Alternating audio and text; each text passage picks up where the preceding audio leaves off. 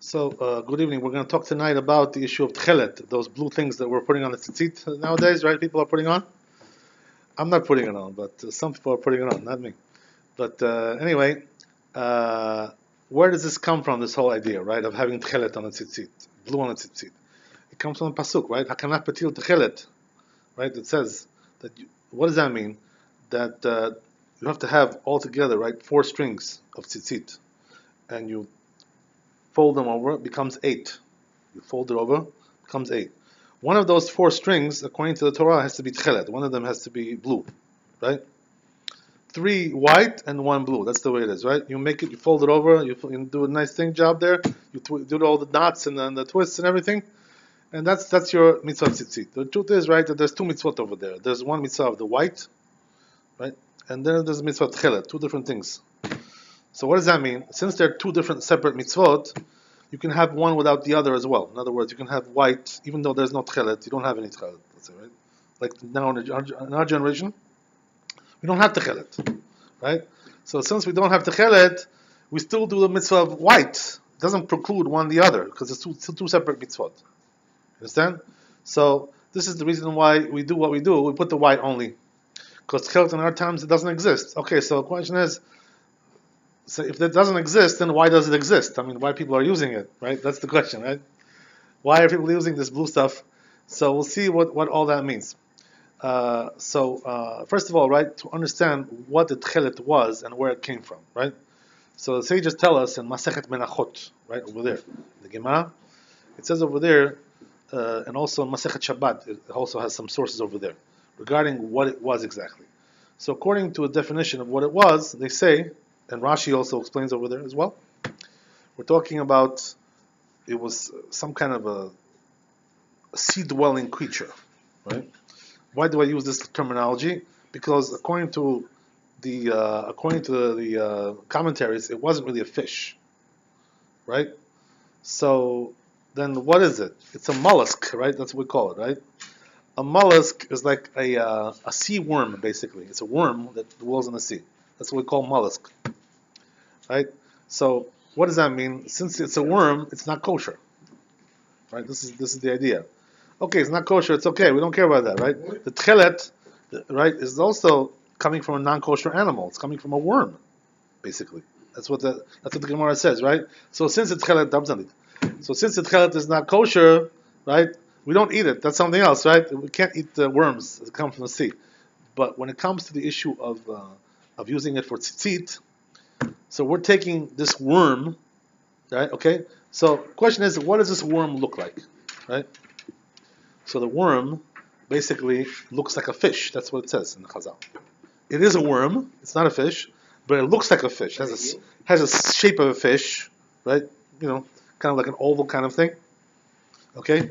What color is it? According to the Chazal, it's a blue colored fish, but it's not a fish, as we said, right? Let's not get right. Yeah, it's a worm, but it's blue colored. What does that mean? It's like the color of the sea, basically, the ocean, or the color of the blue sky, something like that, right? That's the color that this fish has. What about? So, what are we using from there? This worm. What are we using to dye the tzitzit? We're using the blood of it. It has blood, So we're taking that blood, and with that blood we dye the tzitzit. What color is the blood? Right? That's the question, right? The Rambam says the color is black. It's a black color, black blood, right? So this is the definition that we get from the Chazal about regarding this creature that we're using, right? What is this creature called in the Torah? Chilazon. That's the name of this worm, right? Yes, Chilazon is the name. The Techelet is the color, the dye that we use. It's called Techelet, right? This is the name of the dye. Right.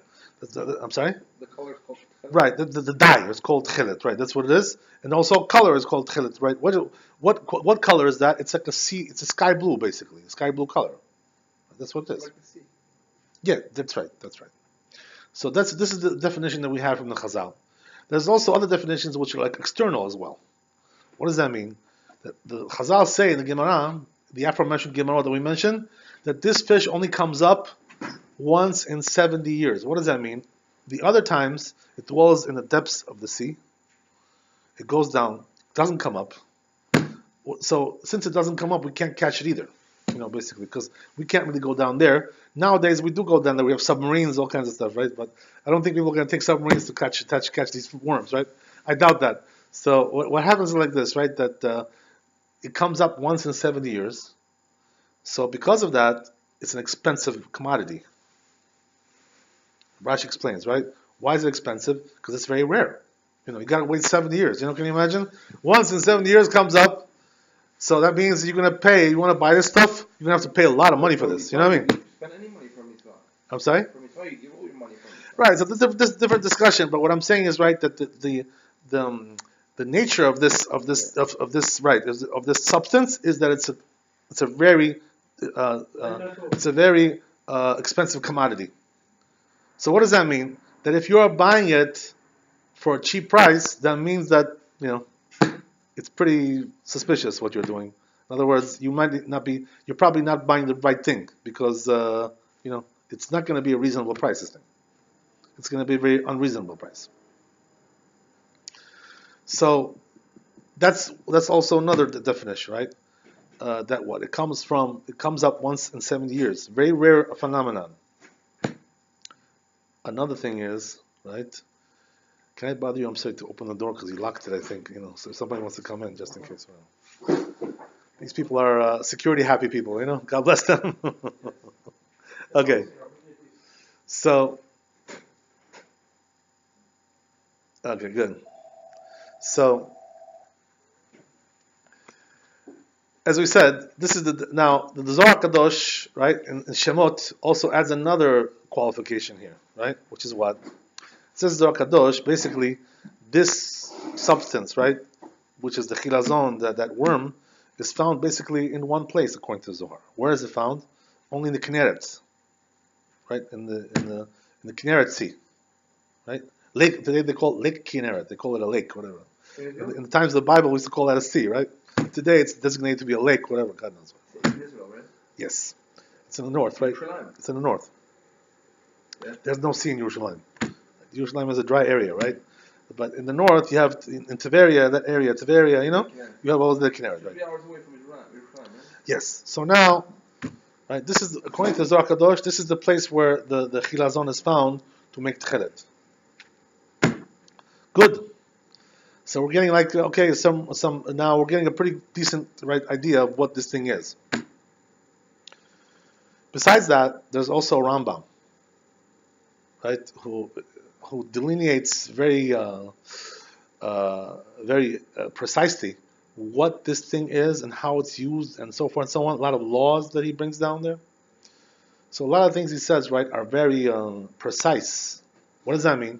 He says that this thing has to be made in a traditional way. What does that mean? There's a specific tradition how to dye, to use this dye.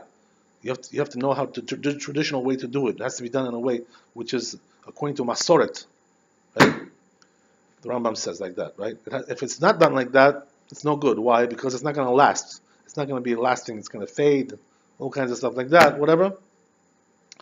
Also, the Rambam here delineates over there that there has to be certain chemicals used as well to make that dye, right? You have to add when you make the cauldron, right, of dye to dye that those tzitzit. So you have to also use chemicals in there. You have to mix all kinds of stuff, right? And he says there's a tradition regarding how to do these things. It has to be done in the right way. Also, there's another thing. The Rambam also adds another condition, which it has to be lishma. You know what that means? It has to be made right for the sake of the mitzvah. It has to be made.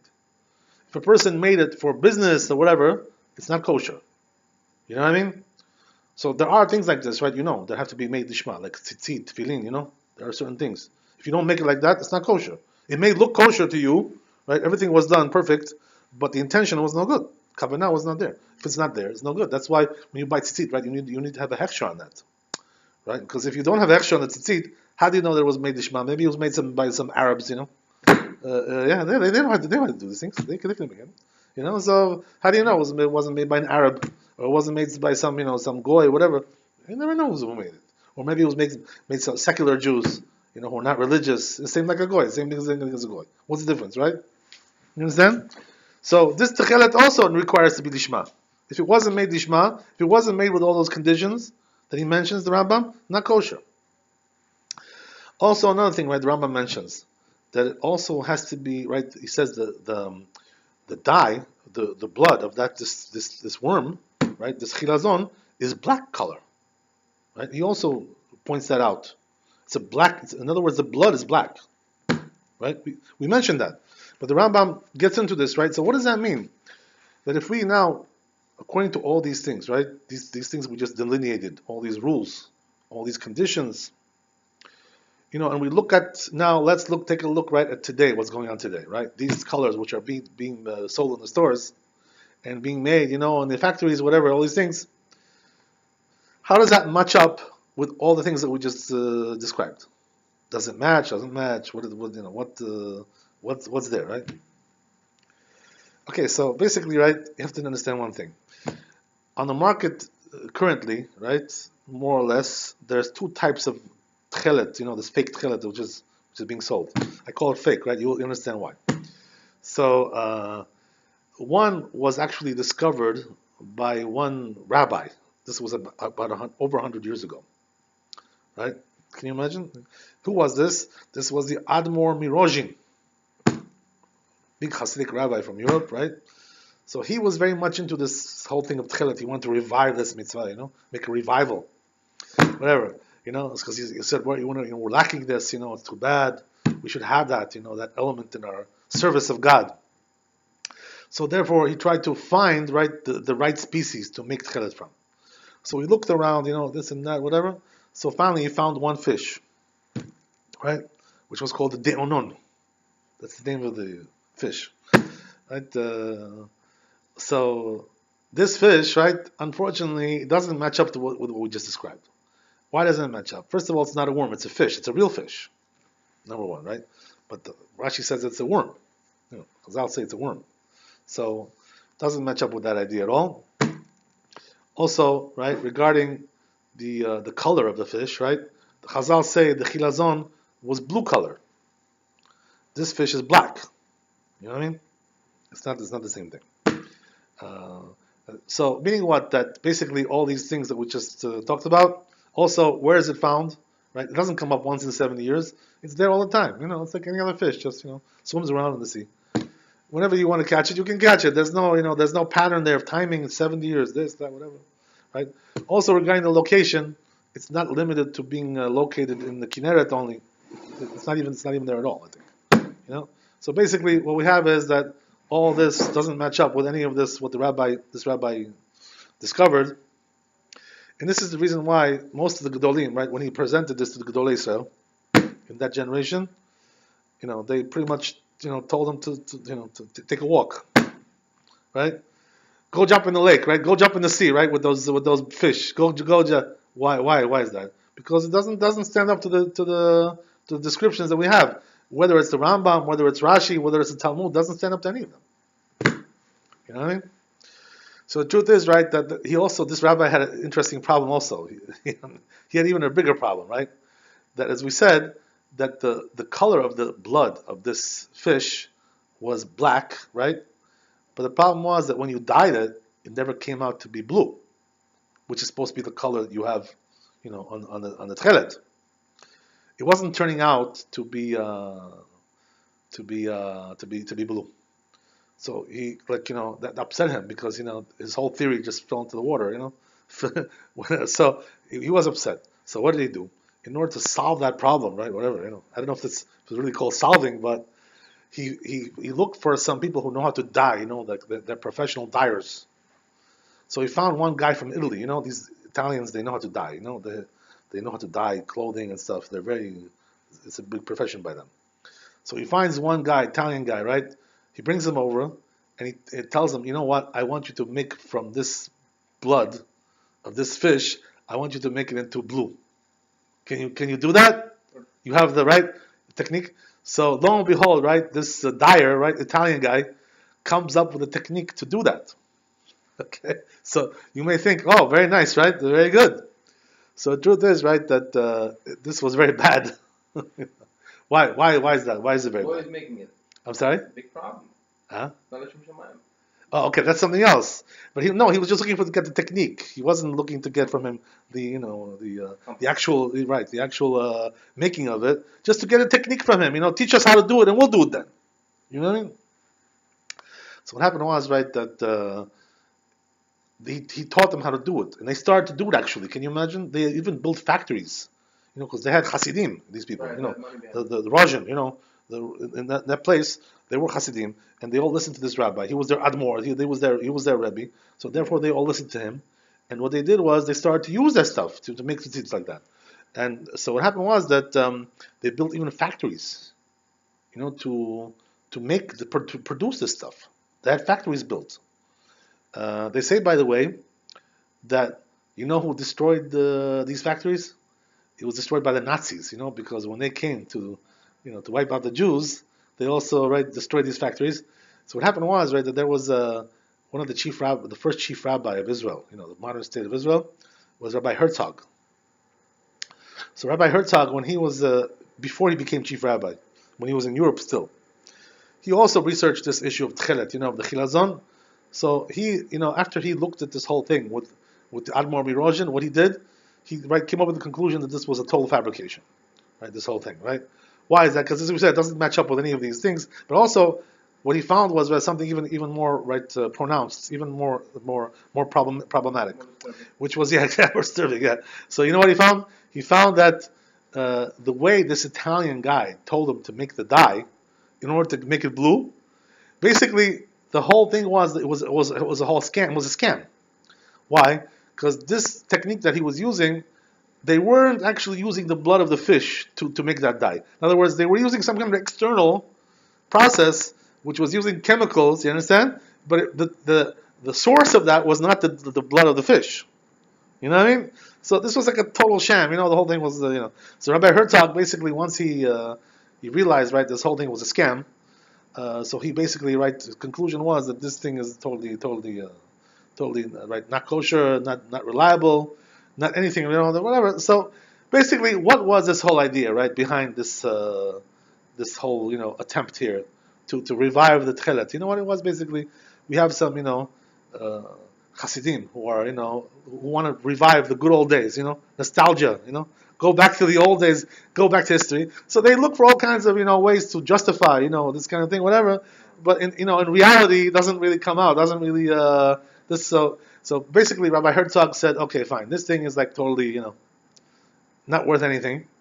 So what happened was after that, there was also another one found, another discovery, another ingenious discovery, another So what happened was that this time they found this time it wasn't a fish, it was a mollusk, like it's supposed to be. Right. So this thing is called tochnia, something like that, Tonchia, whatever. So this thing, is an interesting thing, because on the one hand, it doesn't match the idea that it's a mollusk, it's a worm, That's true, but it doesn't match the other criterion, which is what? That, as we said, according to our Masorah, according to the tradition, this thing the blood has to be black, The fish has to be blue. It's not a fish, it's a worm, All these things. So this thing is not really blue, though, So what color is it? It's white, actually, like a cream color, off-white, like something like that. Okay, close, but no cigar, Not exactly close at all, The truth is, So it's white, and it has purple stripes, So it's like a, purple striped little mollusk. The blood, of this mollusk that they claim to be the real thing, is also not black like it's supposed to be. So what color is it? It's purple. Maroon. It's a maroon color. So why would So who wants to have maroon tzitzit, No, who wants that, So you know what they did? What they did was they discovered that if you leave this dye, this blood of this mollusk, if you leave it in the sun for a while, it turns into blue. You understand? This is what happens. So that's what they do, Nowadays, by the way, most of the materials that are used for making these blue things, they come from this, the tochnia, right? The whatever, right? You tell me So, this, yeah. you know, the Techelet itself, you know, the minute you catch the fish, you cut it, you take his black blood, you put the strings inside, you take it out, it's already gonna be blue when it dries.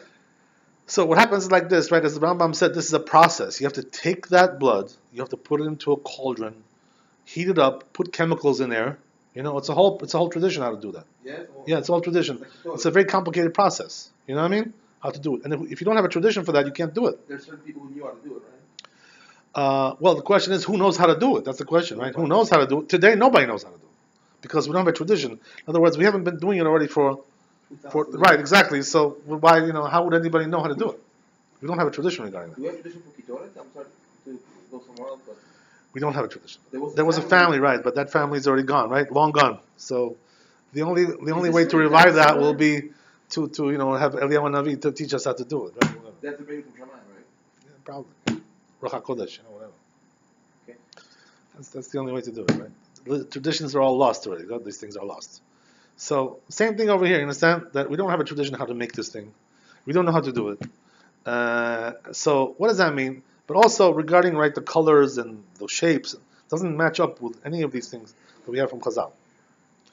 Also another thing, right? That this tochnia, right, which is supposed to be, right,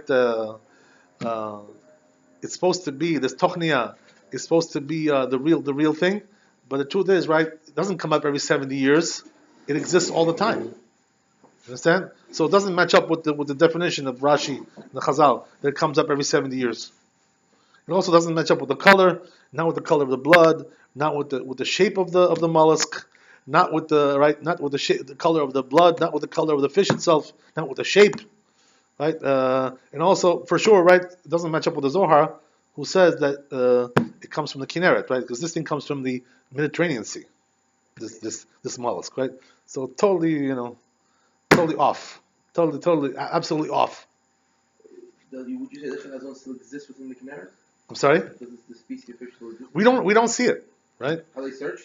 Okay. So we're gonna speak about that for just 1 second. I wanna just finish off this idea.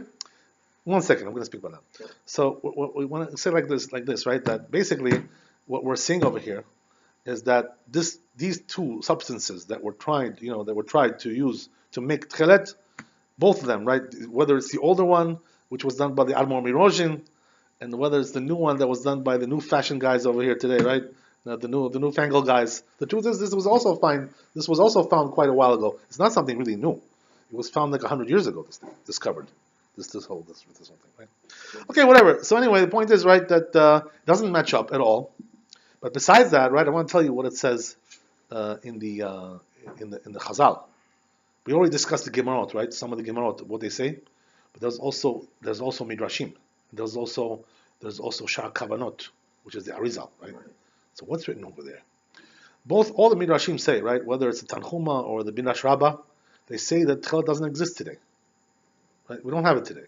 What does that mean? In the time of the Beit HaMikdash was destroyed, we don't have it. It only exists when the Beit HaMikdash was built. So the truth is, right, that in the Shar Kavanot, it explains to us why that is. So it says over there, the Arizal, right, that the reason is because the two different elements of tzitzit, right, which is the white and the blue, as we said, they're two separate mitzvot. They don't preclude one the other. You can have one without the other. But what it says is like this, right, that the white represents a certain quality, says the Arizal. The blue represents a certain quality. So says the Arizal, the reason we don't have this today, the blue, is because the Beit HaMikdash is destroyed. And when the Beit HaMikdash is destroyed, that quality doesn't exist in the world. There's a certain spiritual quality, right? There's the Binah, Chokhmah, all kinds of things, right? All kinds of things. So we don't have this quality today. That's what the Arizal says, right? I brought down in my tshuva, by the way, all these things. I quoted all of them because I wanted to talk, to prove what we're talking about, right? We can't just beat around the bush. Right. You have to bring sources. The sources are the best, nothing like sources. So that's what the Rabbi told us, Allah Shalom. He said, stop, with your, newfangled ideas. Bring me sources. You know what I mean? First bring me the proofs, and then we'll build on that something. But don't just build your old building, with your mind. Don't do that. It's not the way of Torah to do like that. You know what I mean? You have to bring sources. So now, right? That's exactly what it says in the Midrash. Also, another thing I found was that I looked in all the poskim that I could find. We're talking about more than 20, 20 to 30 poskim, all the way from the Geonim, time of Geonim, which is 1200 years ago, until this day, right? Going from Geonim, Rishonim, Achronim, every generation, they all say one thing, right? One thing in common. We don't have Techelet today. They all say the same thing, right? All of them, without any exception. There's not even one posek, right, who says from the time of the Geonim until this day that we have Techelet. Nobody says that. Just the opposite. Everybody says we don't have it. So it's pretty rock solid case, I mean, there's really no room here to play around. So, okay, that's fine. By the way, that includes the Shulchan Aruch, that includes Bet Yosef, that includes all the big poskim, the Geonim, the Rishonim, Achronim, as we said, all of them, without any exception. Now, okay, fine. So, what does that mean? That means that the case for this, this Techelet that they're using today is very, very, very, very poor, right? Very, very weak, almost non-existent. Doesn't exist. There's no thing. Now, what was your question? I'm sorry, you just mentioned something before. The fish exists in the Canada today. Right. So now the thing's like this, right? That according to Chazal, this thing comes up once in 70 years. You understand? It doesn't. It's not there all the time. It's something which goes down to the depths of the sea. Once in 70 years, it comes up, and then you can catch it. But I'm saying that they can check the whole sea, they can check the whole lake today. Yeah, you're probably right. But the truth is, what the Chazal say that it disappeared. It disappeared. When the quality is not there, the fish is not there either. Right? It's not a fish; it's a worm. It's not there. Okay. So now the question is does it exist in the depths of the sea? I really don't know, to be honest with you. I haven't checked. I cannot tell you, but when somebody comes and finds it, let us know. We'll be the first ones to. Eliyahu will come and bring, right? It's not really a bunch. That's not really Eliyahu. We're talking about the Bet HaMikdash. We need Bet HaMikdash. That's what we need, right? In order to have this quality, according to what we just said, right? So therefore, when the Bet HaMikdash doesn't exist, this quality doesn't exist. When the Bet HaMikdash exists, the nature of the world is totally different. It's a different building altogether. Yes. You should know, but I'll give you one example. You understand, right? Just to make you understand a little bit. You know what it is that Chazal tell us, right? That the Anshe Knesset Hagdolah, the men of the great assembly, who were the sages in the beginning of the second Bet HaMikdash, 120 of them, right? Who was the head? Ezra, right? Ezra Sofer was the head. There was prophets also there in that group, right? The prophets as well. Those men were the ones who made our prayers, the prayers that we pray today. Our Siddur is made from them, right? But there's one thing, right? That they made two versions of these prayers.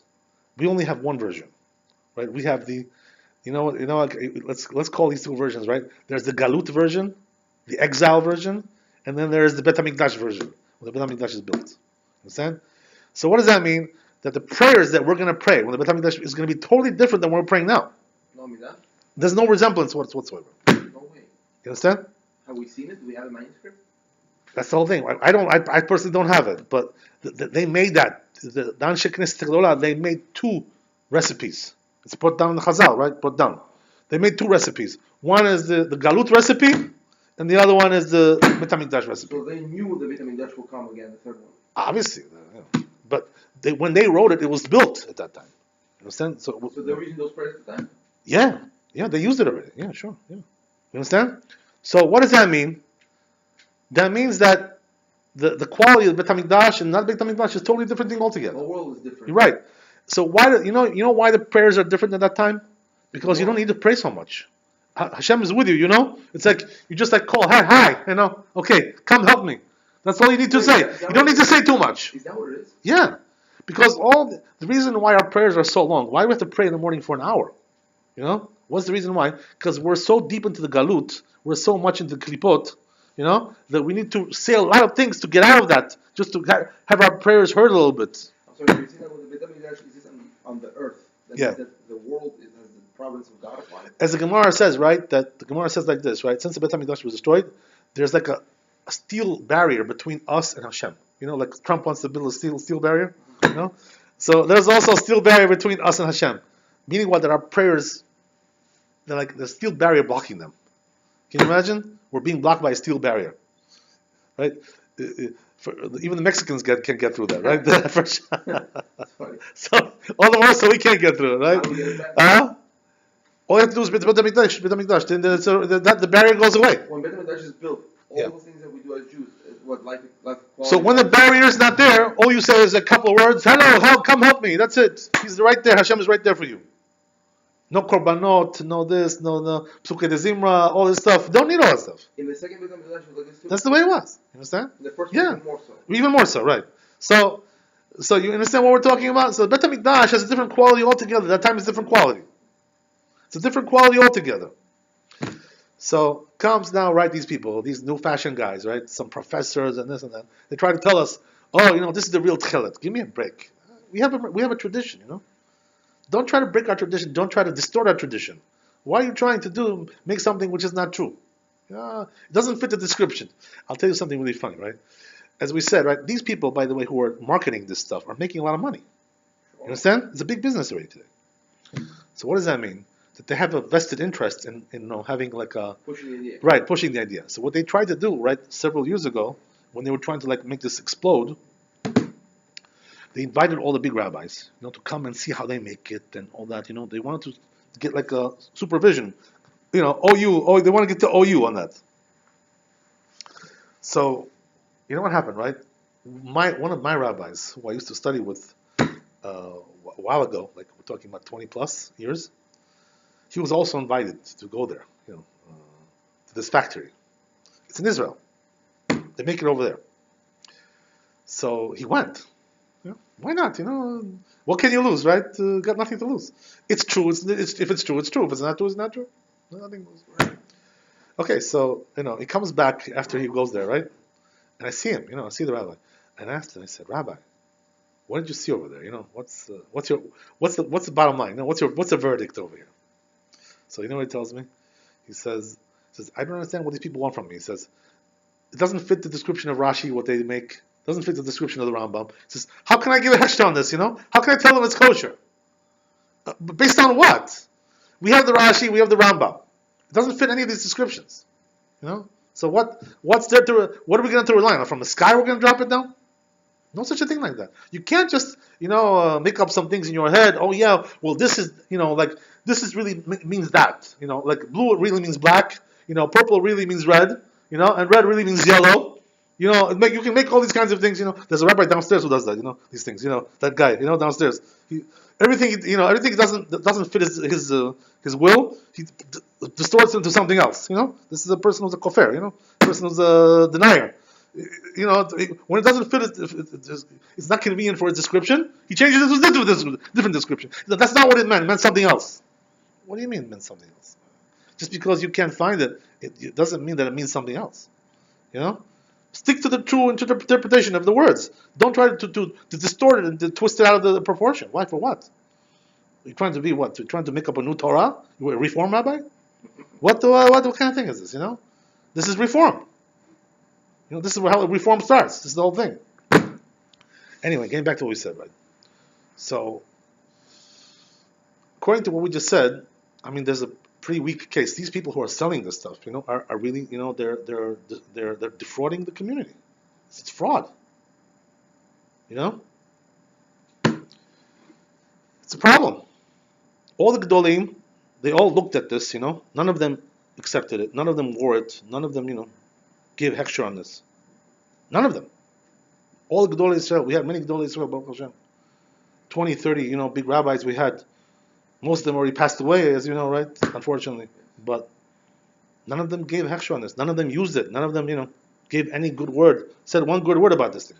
So why would you want to take something which has no approval from the Gedolei Israel? Because you think you're smarter than them? That's the reason why? That's not the way of the Torah, This is the way of the foolish people. Modern people, reform. This is the way it is. But the truth is, right, that there's also a bigger problem over here. So you may think, okay, you know what? Okay, very nice. You gave me a lot of proofs over here that it's not kosher, this thing. Okay, very good. But you know what? just in case, I have a doubt. We have doubts. Okay, whatever. So let me just be machmir. Let me just be stringent. I'll put it on. What does it hurt? Put it on. This is the question, right? What does it hurt? And by the way, this was the claim also of the Admor Mirozhin. The one who did the first one, the first fiasco, right? He also that was his claim to the Gedolei Yisrael, to the rabbis. He told them, he said, look, okay, maybe you don't agree that it's kosher, right? But just in case it is, put it on anyway. What do you care? B'dil v'avor, Why not? Why not? Put it on. Can't hurt you, The truth is that there seems to be a support for this idea, apparently, right? Of the Chora. You know where the support is? It says in the Gemara, right? You know what it says over there?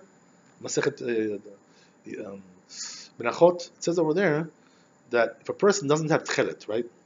Doesn't have, like we don't have, right? So the Gemara says he has also a different option, which is what? He can put on, right, kalailan. You know what that is, kalailan? That's like a blue dye which comes from plants. It's not a fish derived or sea derived, worm derived dye. It's a plant dye. You know what it's called? This plant, indigo. Okay. I'm sure you've heard of that, right? Yeah. It's a very famous color actually, which was used in the old days a lot. Before the synthetic colors came in. It's the iron rainbow. What's it called? It's the color of the rainbow. Indigo. Oh, nice. Okay, nice. Right, indigo. Yeah, So that's the Gemara says you're allowed to use that if you don't have Techelet. Why would you want to use that? For what?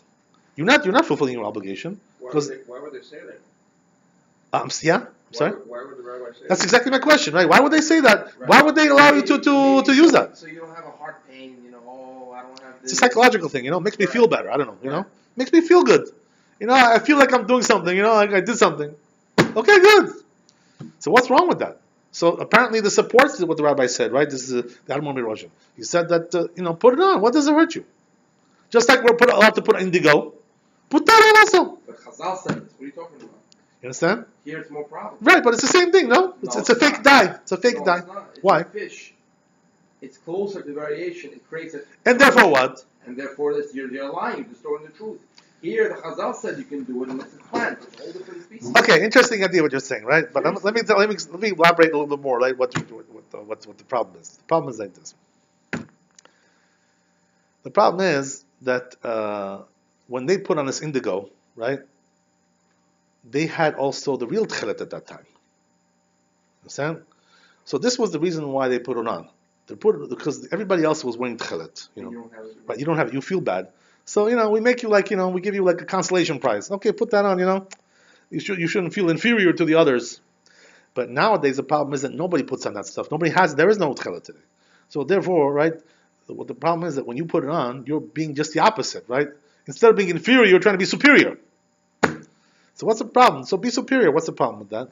The problem is that there's Isur on that, right? What's the Isur? Yuhara, right?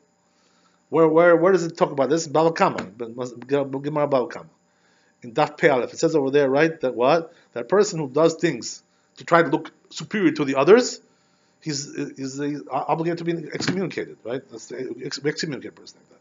He tries to be always superior, If they're doing this, he has to do a little bit more than everybody else to look, he's more holy, he's a big Admor, he's a big Baba, He's a Baba guy,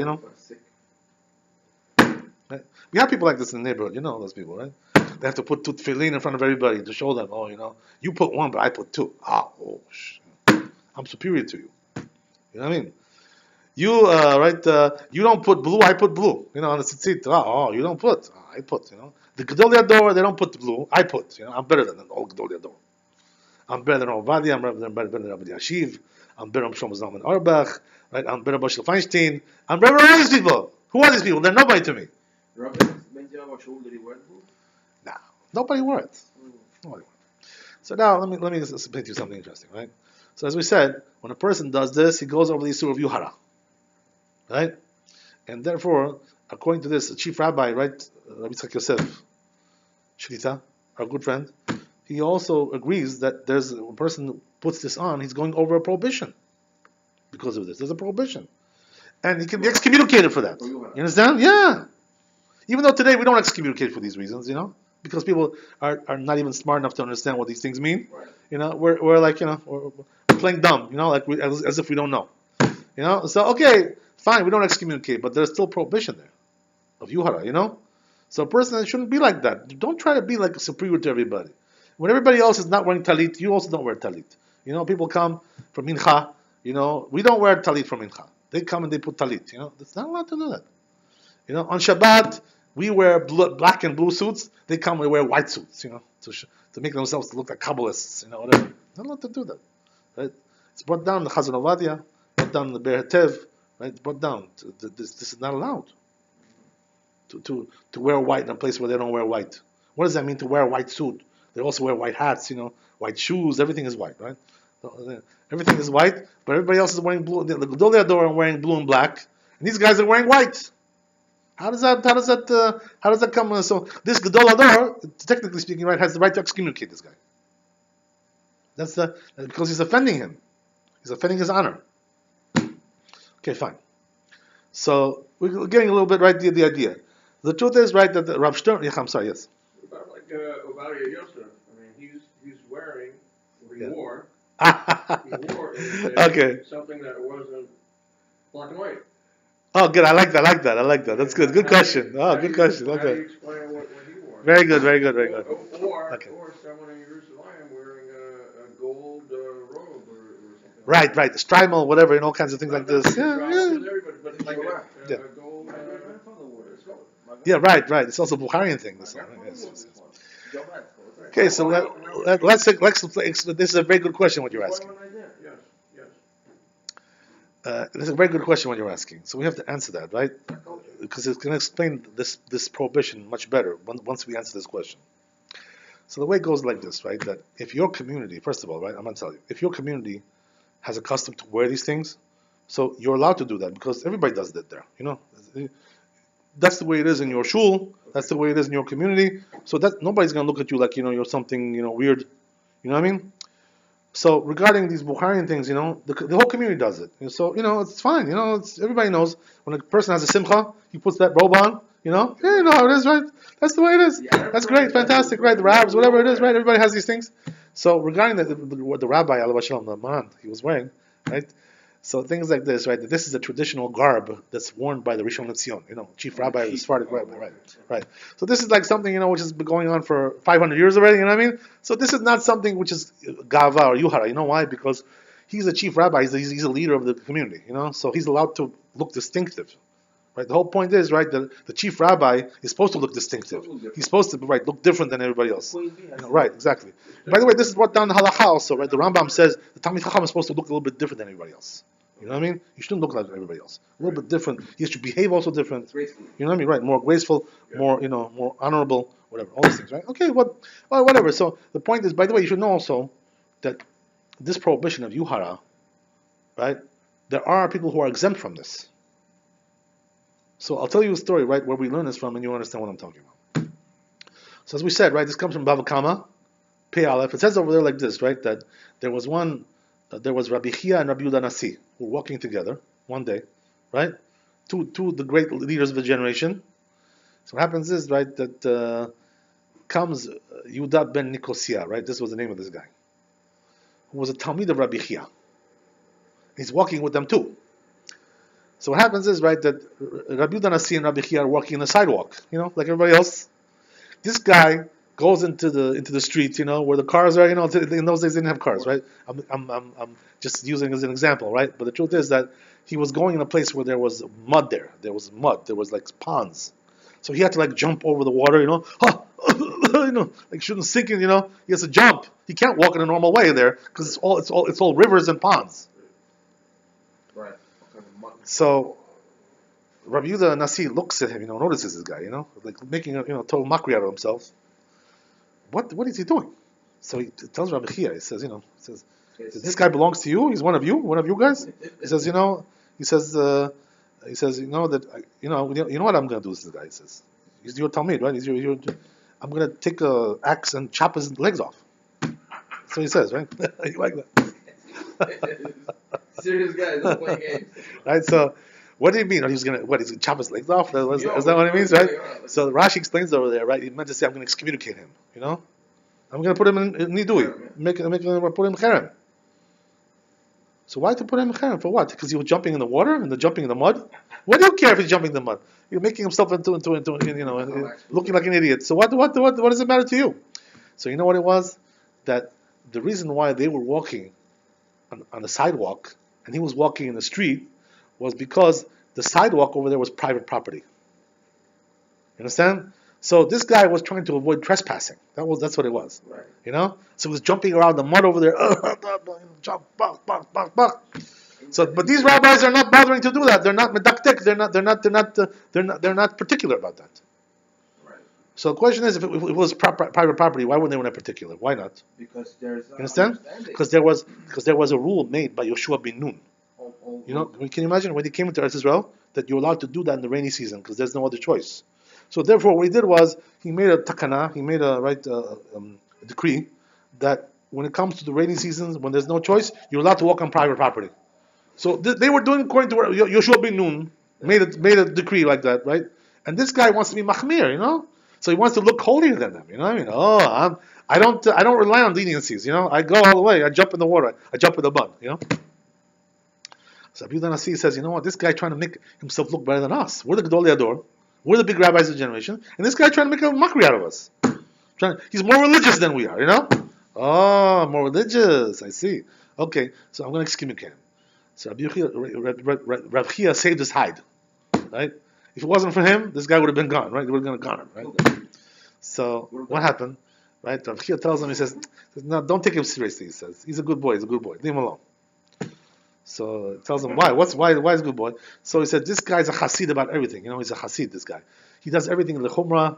You know, everything he does is like chassidut, you know, Kabbalah, this Zohar, Kadosh, you know, this and that, whatever. He says, okay, fine. So what does that mean? We see from there that what? That a person, right, they say the Chazal, we learn from the Poskim, that a person who's famous for chassidut, who's, you know, everybody knows that he's a chassid. Everything he does, the chumrah. Everything he does, you know, especially holy. Right, exactly. A person like Baba Sali, or Stipler, people like this, very holy people. So people like this, we know that they're holy, so they can get away with the things like this. We don't have anything against them because that's the way they live their whole life. But people who are just regular Jews, you know what I mean? They're not on that level. What does that mean? That there are certain things they don't even keep the Shulchan Aruch. These people, you know what I mean? They don't even keep the Halacha. All of a sudden now he's a Hasid. What makes you into a Hasid? What? You don't even haven't even learned the Shulchan Aruch yet. You're a Hasid now, right? In Amar it's Hasid, right? They say in Pirkei Avot, right? A person who's ignorant cannot be a Hasid. So therefore, right? The truth is that this guy was able to do it because of that reason. So the truth is, right, that also we learn from there another thing, right? That if we have a chief rabbi, right, somebody who's a leader of the generation, he's allowed to do things like that because they expect that from him. You know what I mean? They know he's a holy man. He's a leader of the generation. He's a chief rabbi of the community. Everybody knows this man is, something unusually holy. So for him to do things like that doesn't really, make any waves. But the truth is, I must tell you that nevertheless, even though this is, this is a possibility, but many of the Gedolei Israel, right, did not take liberty to use this permission. What does that mean? It's brought down. This Ben Ish Chai brings down Allah Shalom in his book Od Yosef Chai. He brings down over there a story, right? It's a true story. So he says, right, that in the Mekubalim, the Kabbalists have a tradition, right? They have a custom. They put on, when they pray Mincha, they put on the tefillin of Shimush Rabbah. You know what that is? It's a special big tefillin, large size, very large, jumbo tefillin, right? They put on that for mincha, and it's made according to different specifications, not according to specifications that we use according to Talmud, according to the Shulchan Aruch. They do it according to Shimush Rabbah, which is one of the midrashim, right? And it has different specifications. So they use that for mincha only. They put it on for mincha. So, right, the Ben Ish Chai, being that he was a very holy man, right, and also Rav Ovadia Somech, his rabbi, these two great rabbis of the generation in Iraq. So what they used to do, they used to put on for also mincha, to put shimush rabbah.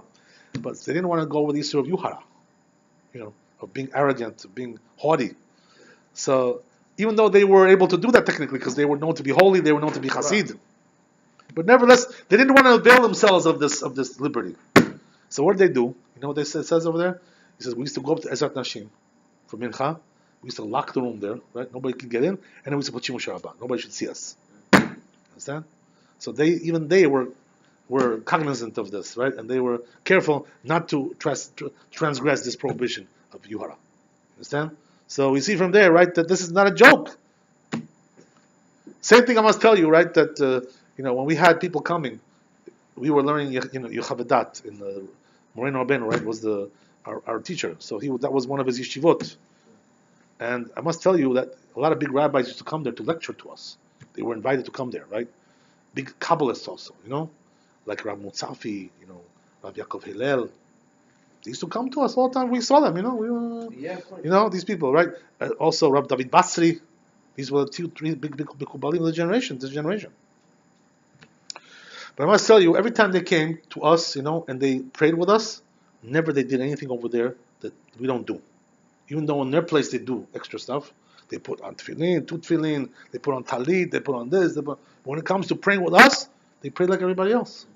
They didn't want to stand out, So you see from there that the real Mekubalim, the real people who are in Kabbalah, the real Hasidim, the ones who are really holy, they know, right, that this is a big no-no. Don't try to show off. Don't try to be, something that everybody else is not doing. You're making a mockery out of yourself. It's not good to do that, right? So even they did not avail themselves of this right, even though they had the right to do so. Can you imagine? All the more so us, right? That who are we? We're just regular Jews, How can we do that if they didn't want to do that? We are right. We're not publicized for being Hasidim. I certainly am not known to be a Hasid, right? So if that's the case, right? Well, how can I come in front of everybody and show myself to be greater than them? This is not possible. In the Mishnah Berurah also brings this down, by the way. Mishnah Berurah. What does it say over there? That in a place where they don't put Rabbeinu Tam, Tefillin Rabbeinu Tam, you're not allowed to put their Rabbeinu Tam. Even though your custom is to put, but if you went to a shul, they don't put over there. Like here in the Georgian shul, almost nobody puts over here Rabbeinu Tam. Nobody, pretty much nobody. So you come here, you put Rabbeinu Tam, you put 2 tefillin. You look like you're a hotshot, make yourself, to superior, Mr. Superior. Why? For what? To do these kinds of things. You have to know where you are, So a person has to know. He brings down over there Chuvot, also the poskim that support that. The Mishnah Berurah brings them down over there. Look in the Mishnah Berurah, Siman Lamed Dalet, right? It's over there. You'll see over there. It says in a place where they don't put Rabbeinu. Also, Moreno Rabbeinu, Rabbi Shalom. Also the Beretev, they write both of them that a place where in Shabbat they don't put white, they don't wear white suits. You're not allowed to wear white suit over there in a place like that. Everybody else is putting blue and black. You're wearing white for what? What you want to make yourself superior to them? Because it says in the Kabbalah, it says in the Arizal that you should put white on Shabbat. So what? We put white shirts. Baruch Hashem. We have a white shirt.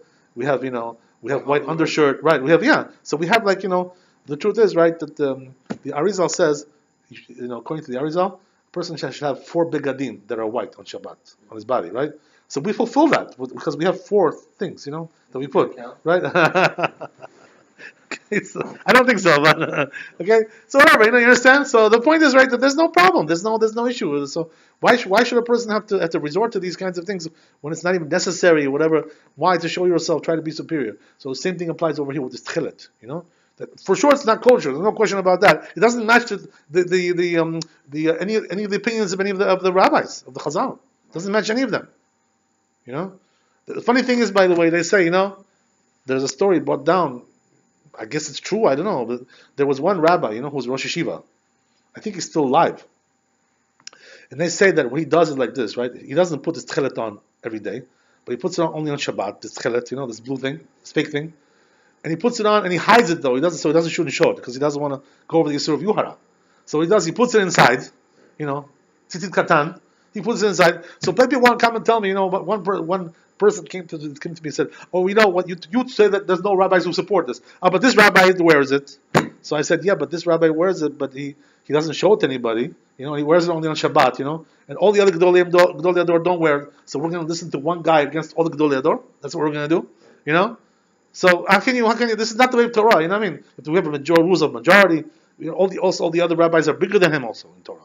They're bigger in halacha, they're bigger in Hasidut. So how can we going to one rabbi who hides it, who's even himself is afraid to wear that thing in public? And this is how we should pass in halacha. This is the way it should be.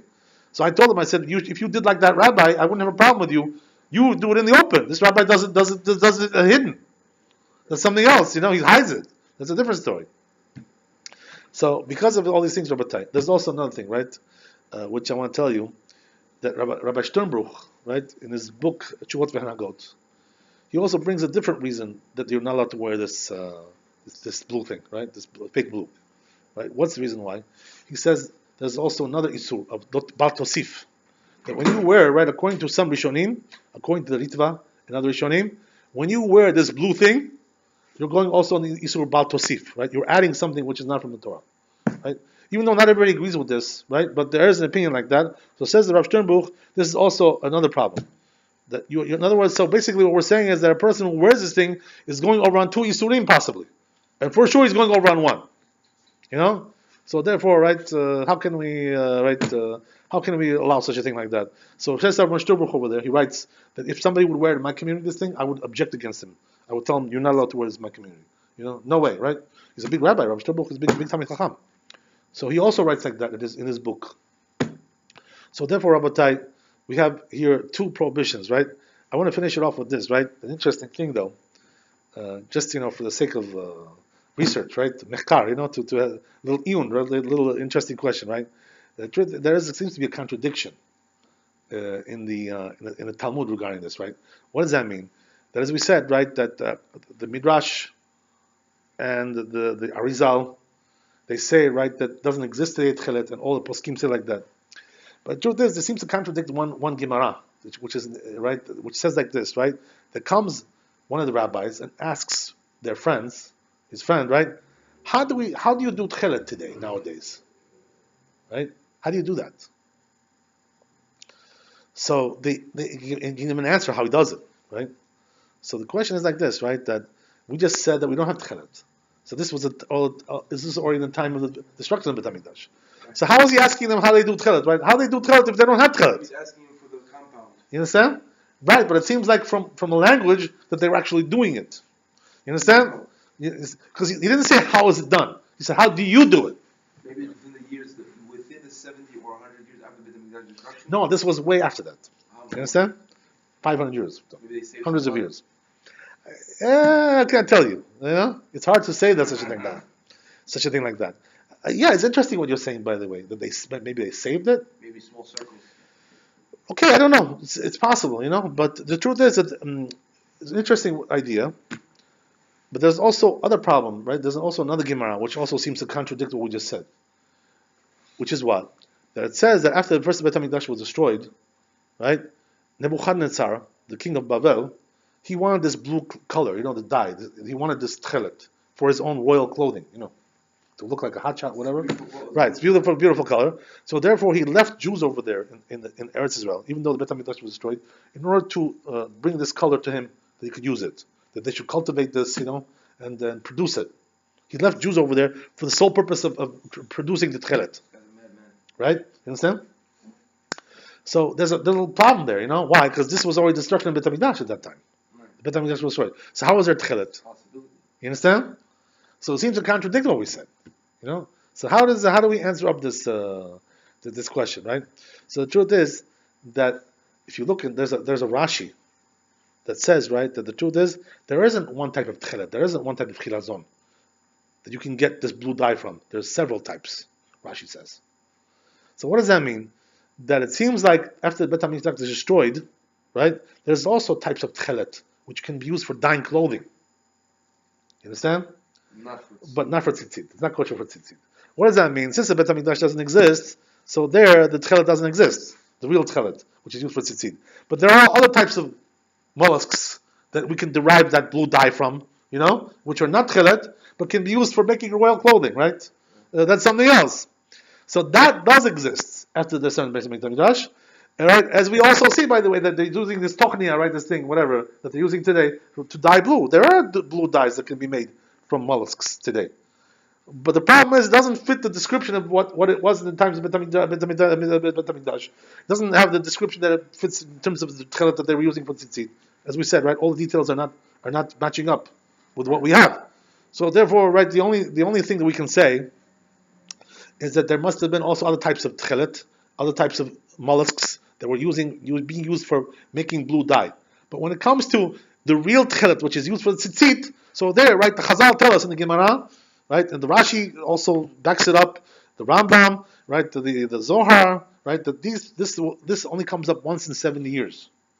But this one that they're using today is there all the time, right? So it's not the same thing, and it's pretty relatively cheap. Why? Because since it's there available all the time, and also not coming from the Kinneret, right? As we said, right? So where does this come from? The one that they're using today? It's coming from the Mediterranean Sea, and it's available, right? And that's exactly where the Nebuchadnezzar was getting his dye from, right? He wasn't getting it from the Kinneret. It doesn't say it was getting from the Kinneret. It was the Mediterranean Sea that he was getting it from. So therefore, there seems to be other types of Techelet, which you can get blue dye from, right? But regarding the Tzitzit, you need the real one. So what is the real one? As we said, right? Yeah. The description is like this. We're going to end it here, right? One is it's a worm. It's not a fish. It looks like a fish, but it's a worm. The color is blue. The outside external color of the fish. The dye is black. It's the blood of the fish, of the worm, right? It comes up once in 70 years, right? It's very scarce because of that, very expensive. It's found in the Kinneret, according to what we said, right? So if you can find something which matches up all these things, then we're talking about, we're getting hotter, right? We're getting warmer. Otherwise, we're wasting our time. You know what I mean? You understand? Just the opposite, right? We're getting into trouble as well. Not only that we're not doing any mitzvah, but we're getting ourselves into trouble as well. So Kadosh Baruch Hu should help us with Hashem that the Beit Hamikdash should be rebuilt. Bimhera v'yameinu, and we'll have the real Techelet and do all this Tarak mitzvot with Hashem. Bimloah, Amen v'Amen.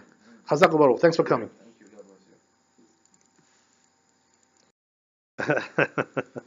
bless you. Don't worry.